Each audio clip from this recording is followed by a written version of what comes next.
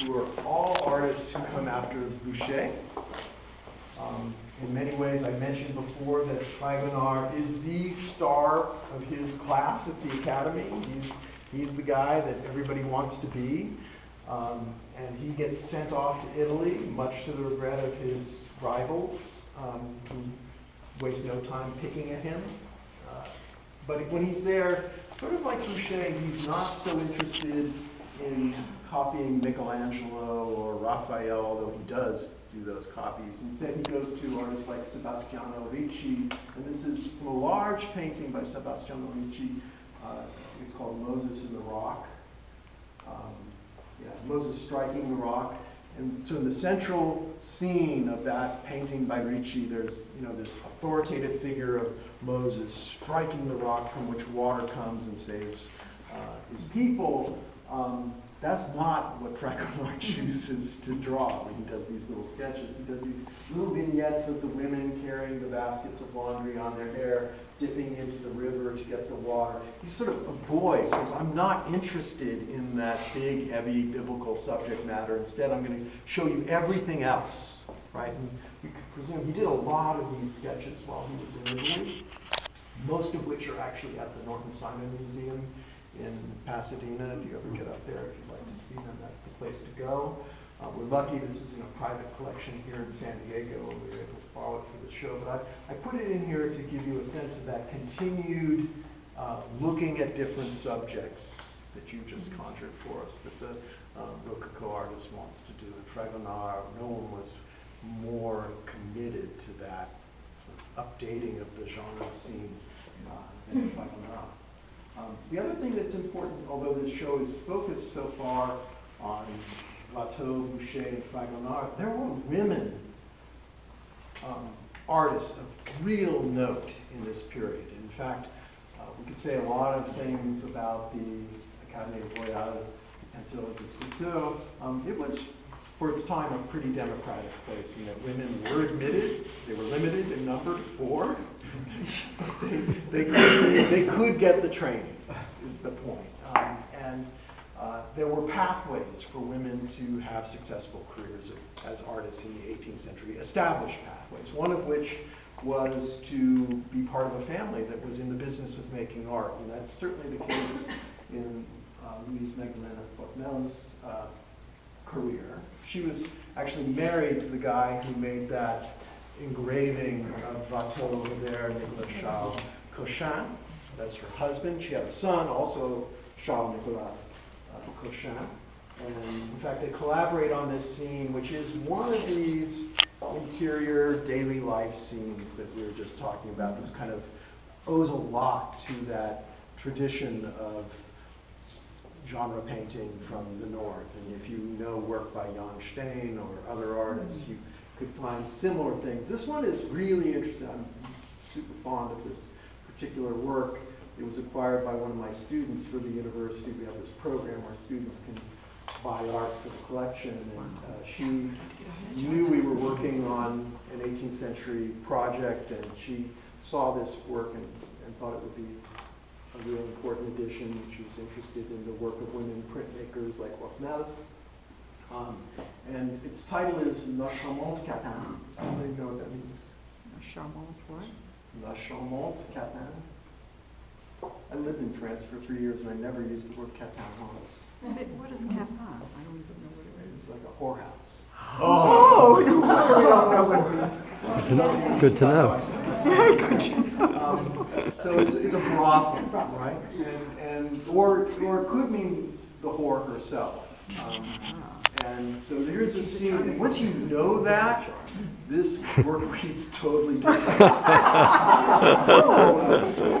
You look at it first, there are just a group of people listening to this young girl singing on the floor, and it all seems very peaceful and nice, but then you notice that there are men and women sitting in each other's laps, touching each other in different ways, looking at each other in ways that become more readable, and it's a work that I think tells us about the moment in which it was created, right? And the fact that Fortmel, who has this really significant career as a printmaker, works with her son to produce this image, raises a question that somebody else brought up, like, who's buying this, Yeah. right? Who wants this imagery? And I think it was fully acceptable to French society at this time to have this kind of, what we would say is a kind of naughty image in circulation.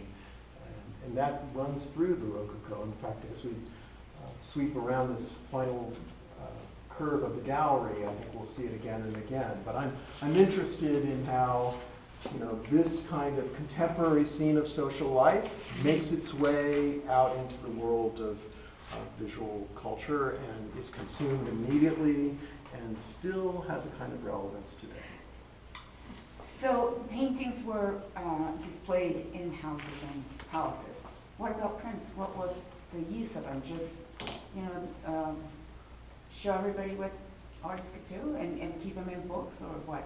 Some were kept in book. It's a really good question. There were collectors, as we said, of drawings who had albums stuffed with drawings. You know, if you were a collector of Fragonard's drawing, you didn't have one. You had 300, right? And you just would show your friends when they came over your connoisseurship around it. The idea of the connoisseur, the amateur, the person who loves art with a deep knowledge, comes into play in a big way in the 18th century. But they were not framed and displayed on the No, wall. almost certainly not like, certainly this one would never survive to us today if it had been treated that way, right? So probably kept in an album, kept by a collector, shown to their friends when they would have people who shared that interest with them, and collectors competed with each other. So a middle-class collector could build an important group of prints and show them off, whereas I might never be able to buy a big collection of paintings. I could do this and show that I had taste. And This has come up to my room and look at my etchings. That's where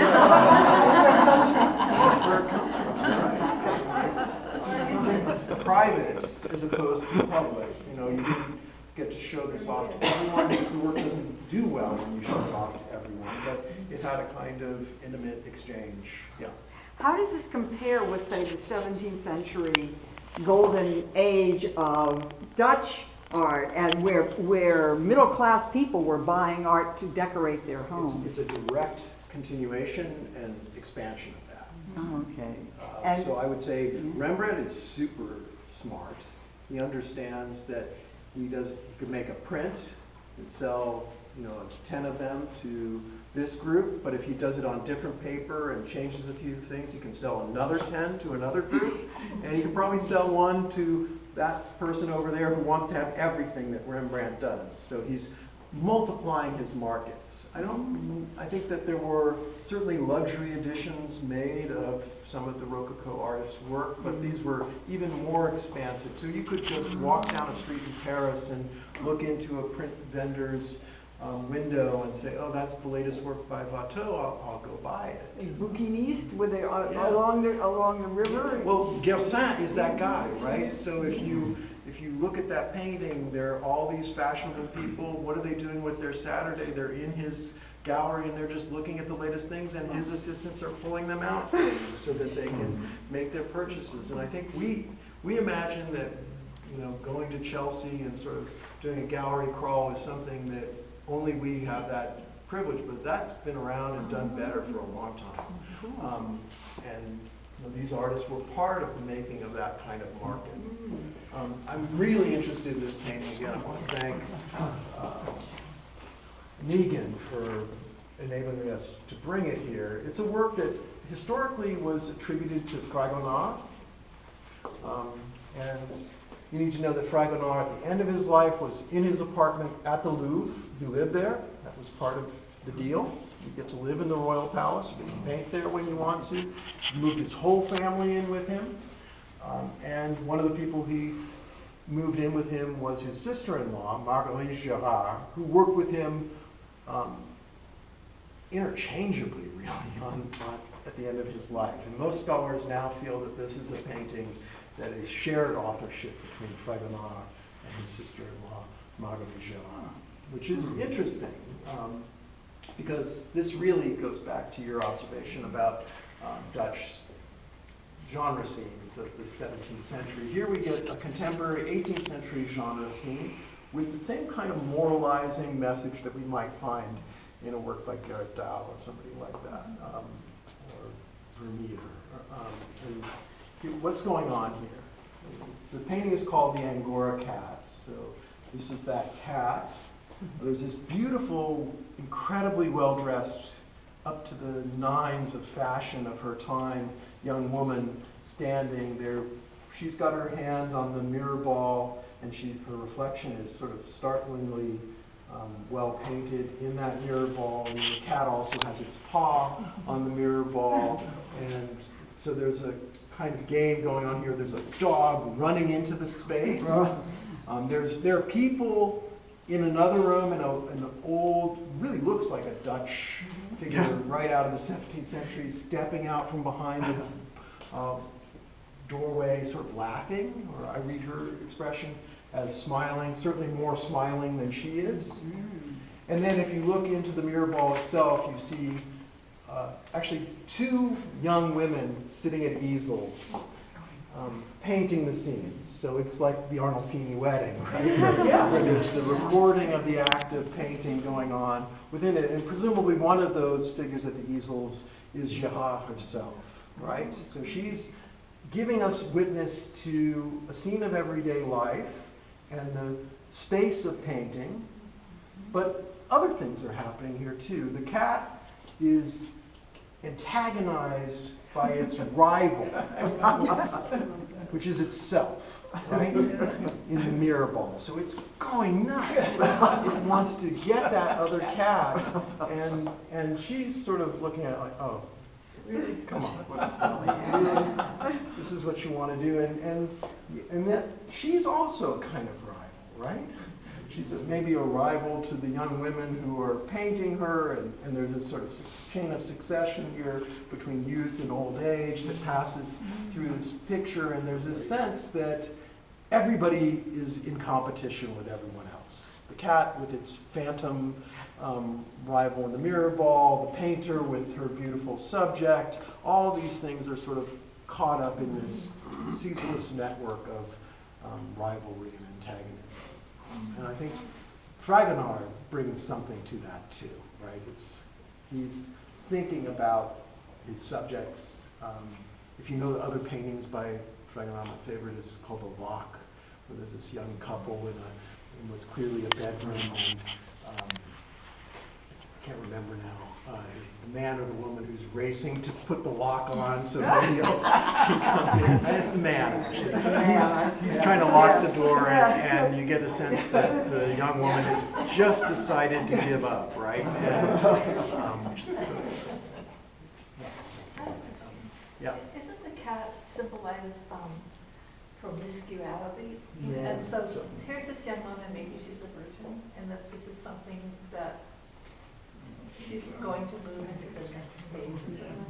So there's a. I mean, and that someone's looking behind the door, and then other people are looking at her. I mean, is that consumption? So I think it's definitely there. Or did the cat just jump up there while she was posing?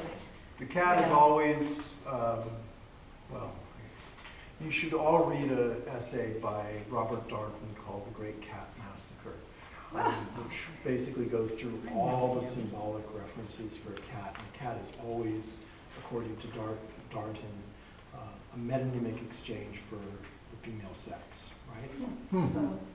And we even have a sort of slang term for that today. So that's always, according to Darnton, what the cat is. And just in the same way, the dog is always fidelity, right? Right. It's always Fido.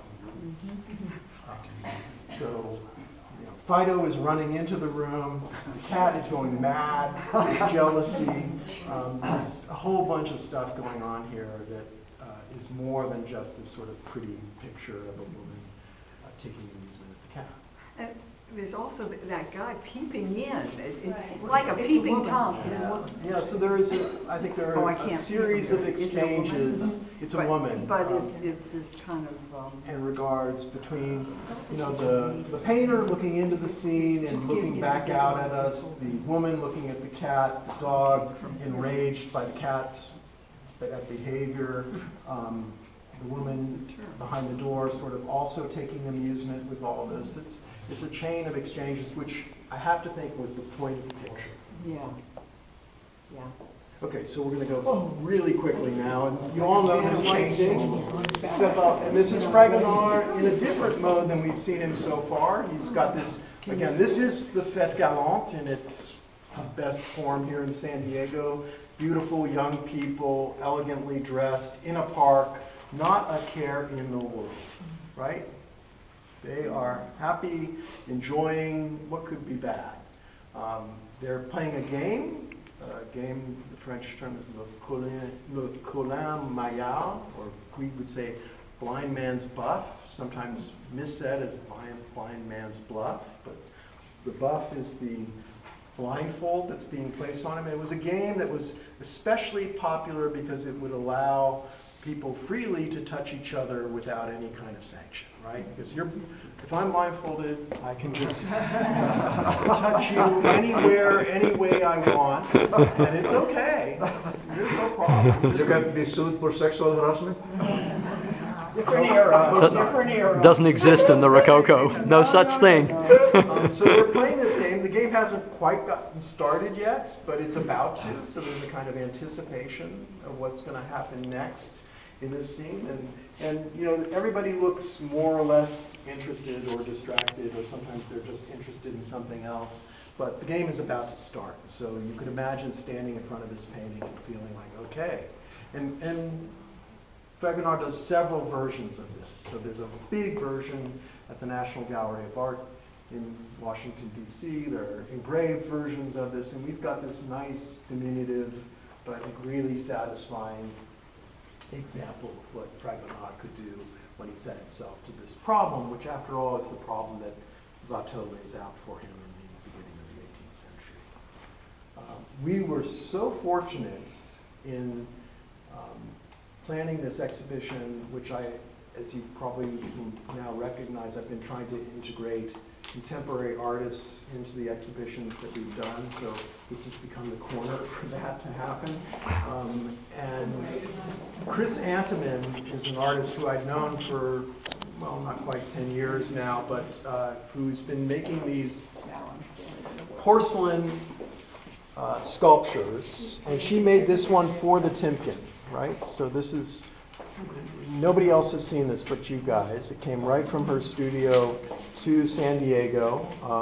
It's called Blind Man's Buff, after Fragonard, and it shows maybe a more intimate encounter between people playing this game, and also some of this communal exchange that goes on in most of these works. But Chris has been works at Meissen Porcelain Factory in Saxony, Germany for about a decade now.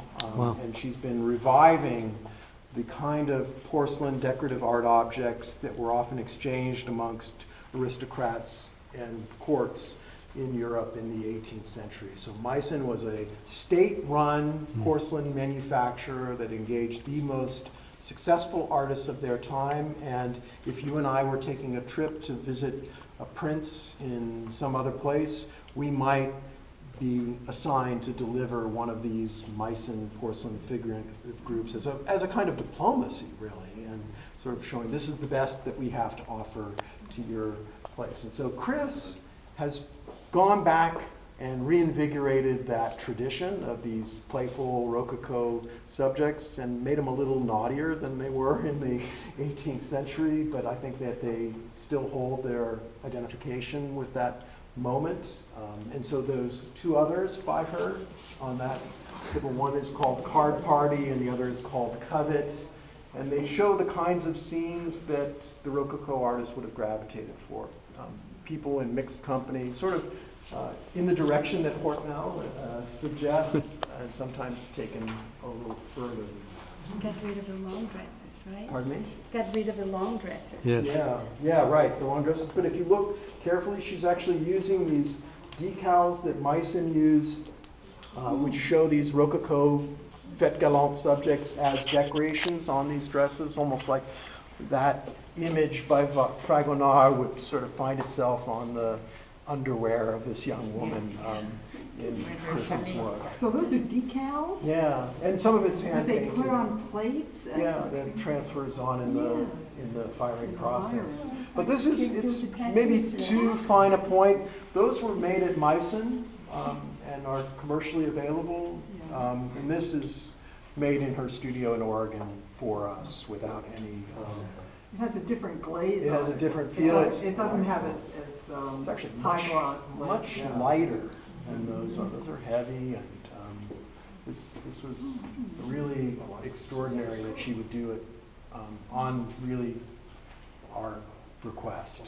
Did it take her a long time? Did she spend a long time making That's a it? good question. I would say she knew about the commission for, sorry, it's not a commission. She knew about the project for about a year, but I don't think she started working on it in earnest until maybe 3 or 4 months ago. Wow. So if she made it for us, what's going to happen to it after the show? It's going to go back to her in Oregon, and she'll find somebody to buy it. Okay. Wait And for us, but we the don't get other to keep it. contemporary work in this exhibition is by Yinka Shonabare, who Yeah. is, lives in London today, is born to Nigerian parents and actually lived briefly in Nigeria. But if you've seen Yinka Shonabare's work, and you would see it almost anywhere if you go to big art fairs and exhibitions in Europe, he always takes well-known scenes and remakes them in different fabrics, so often batik fabrics that have this association with the colonized peoples of Africa will show up around a recognized painting by Jericho or something like that. Or he redid, if you know, Goya's The Sleep of Reason Produces Monsters, that famous Enlightenment image. Everybody is wearing these wild batik fabrics. And in this case, he takes Fragonard, and maybe Fragonard's best known painting, a painting called The Swing. Do you guys know it? Oh, yes. It's at the Wallace Collection in London.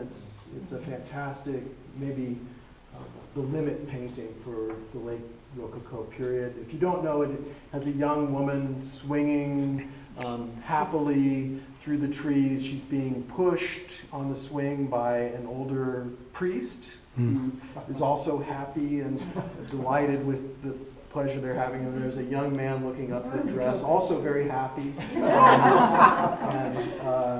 And that's the scene. And it's a painting about this kind of knowledge and lack of knowledge and the sort of ignorance of the older generation for what the younger generation wants and things like that. And in Yinka Shonabare's work, he just gives us the woman, right?